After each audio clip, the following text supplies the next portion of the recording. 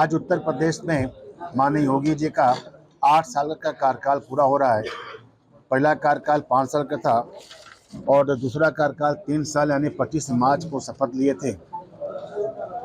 लोकतंत्र में जो विधायिका होती है वह जन जन तक जो काम करती है वो बताती है कि हमने जो कहा था वो काम क्या क्या किए। जनता को जानने का अधिकार है कि जिसको हमने चुन के भेजा था उन्होंने क्या काम किया। और तब जो लोग काम नहीं करते थे वह न कभी प्रेस करते थे न डेटा का किताब छापते थे।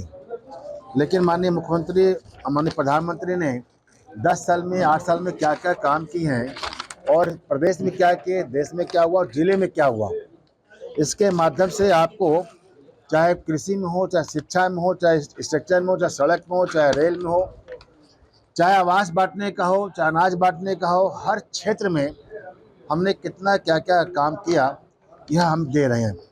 यह बुकलेट के माध्यम से आपको दे रहे हैं और जन जन तक ये जानने का अधिकार है कि जिसको हमने चयन करके भेजा था वो कुछ कर भी रहा है कि नहीं कर रहा है। तो ये सारे हम डेटा के माध्यम से आपको आपके माध्यम से जन जन तक आप पहुँचाएँगे। इस कारण से हम सब यहाँ पर बैठे हुए हैं। सरकार ने अपन बड़ी बात आपने कहा जैसे मेडिकल कॉलेज हर जनपद के खुले वैसे ही आप यूनिवर्सिटी भी खुलेंगे। हाँ, माननीय मुख्यमंत्री जी का जल्द ही ये प्रयास करने जा रहे हैं 1 डिस्ट्रिक्ट 1 मेडिकल कॉलेज। पहले यूपी में केवल 5 था मेडिकल कॉलेज, जिले थे 75, आज केवल 6 बाकी रह गया है जहां पर पीपीपी मॉडल करने जा रहे हैं। यानी कि लगभग 69 मेडिकल कॉलेज बन गए या बन रहे हैं। इसी गाजीपुर में छोटा मोटा घटना होने के बाद लोग भागते थे बनारस के लिए, अब यहाँ पर मेडिकल कॉलेज हो गया है। मेडिकल के बच्चे पढ़ के निकलेंगे, आपके बच्चे पढ़ के निकलेंगे। अब सरकार का मानना है कि 1 डिस्ट्रिक्ट 1 यूनिवर्सिटी यह बनने जा रहा है। कोई ऐसा डिस्ट्रिक्ट नहीं होगा कि जहाँ यूनिवर्सिटी न बनावे, सरकार बनावे, चाहे पीपीपी मॉडल बनावे। उसी के तारतम्य में आज गाजीपुर के अंदर भी जल्दी ही यूनिवर्सिटी की स्थापना भी की जाएगी। सरकार की पॉलिसी बन के आ रहा है 15-20 दिन आ जाएगा पॉलिसी। सर 8 साल में क्या बदलाव है, क्या बताएं आज उसका? 8 साल में हम अगर बात करें, चाहे आवास से लेके प्रधानमंत्री आवास, मुख्यमंत्री आवास, अनाज, शौचालय, सड़कें, हर घर पेयजल के माध्यम से पानी का घर घर नल पहुंच रहा है, यह लिया गया है। और साथ ही साथ सबसे बड़ा काम है लॉ एंड ऑर्डर को कंट्रोल करना। इसी गाजीपुर में 7 साल 8 साल पहले की खौफ था। जो लोग यहाँ से गुजरते थे रात में, महिलाएं के साथ जाते थे, तो गाजीपुर आजमगढ़ जिला के नाम आते ही शाम के समय में गुजरते नहीं थे, रुक जाते थे कि ना बाबा इस जिले में नहीं गुजरना है, सुबह जाएंगे हम। आज रात को 2 बजे यहाँ पर महिलाओं के साथ, परिवार के साथ में लोग यहाँ घूम रहे हैं। यह बदलाव किया है माननीय योगी जी का लॉ एंड ऑर्डर काम किया है। और जब लॉ एंड ऑर्डर खौफ खत्म हो गया, अपराधी जेल में गए, खौफ से जन्नत में गए और इस कारण से उनका स्थान भी वहीं होता है। कैदियों पर प्रशासन का खौफ होना चाहिए। अब कोई खौफ से कुछ कर जाए, किसी का बीपी हाई जाए, किसी का शुगर हाई हो जाए, किसी का हार्ट फेल हो जाए, उनका जाने, लेकिन खौफ जरूरी है। माननीय मुख्यमंत्री जी ने खौफ को बरकरार रखा है और इस कारण से आज यहाँ पर इन्वेस्टर आ रहे हैं।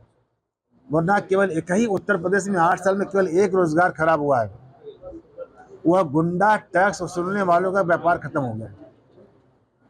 उनका रोजगार खत्म हुआ है, लेकिन उसके बदले में हजारों हजार रोजगार आ गए। सर अखिलेश यादव कहते हैं कि 8 साल यूपी बर्बाद है। क्या बोले? अखिलेश यादव कहते हैं कि इन 8 साल में यूपी बर्बाद हुआ है। ये वही व्यक्ति हैं, मैं थोड़ा सा हट के जा रहा हूँ लाइन पर से, वही व्यक्ति है, न सोच है न विचार है, केवल तुष्टिकरण के कारण से उत्तर प्रदेश को उन्होंने नाश कर रखा था। मैं विधायक था उस समय, मैं उस समय विधायक था, उनके कार्यकाल में विधायक था।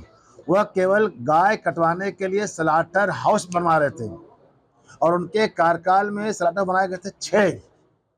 आज माननीय मुख्यमंत्री ने गौ माता का रक्षा करते हुए कई लाख गाय का जान बचाया है। उनके लिए गाय उद्योग के लिए था, कटवाने के लिए। और हम माननीय योगी जी कहते हैं गौ माता हमारी है और इसलिए हम कहना चाहते हैं आपके माध्यम से कभी कभी अखिलेश यादव कहते हैं कि वाई और यम का गठबंधन होता है। वाई मतलब यादव, यम मतलब कि मुसलमान। और मैं कहता हूँ कि जो हमारे लोग हैं वह कहते हैं वाई मतलब यादव मतलब कृष्ण यानी गौपालक। और जो गौपालक है, कृष्ण का भक्त है, वह कसाई से यारी कहाँ करेगा, उसका गठबंधन कसाई से कहाँ होगा। वह तो गौपालक है, कृष्ण का भक्त है, कृष्ण का अनुयायी है। हमारा गठबंधन के लिए हमें ना बेचें, वो हमको ना बेचे। हम सब लोग वह कृष्ण के भक्त वाले हैं, गाय माता की पूजा करते हैं, गाय माँ को नहीं कटने देंगे, यह माननीय मुख्यमंत्री जी का संकल्प है।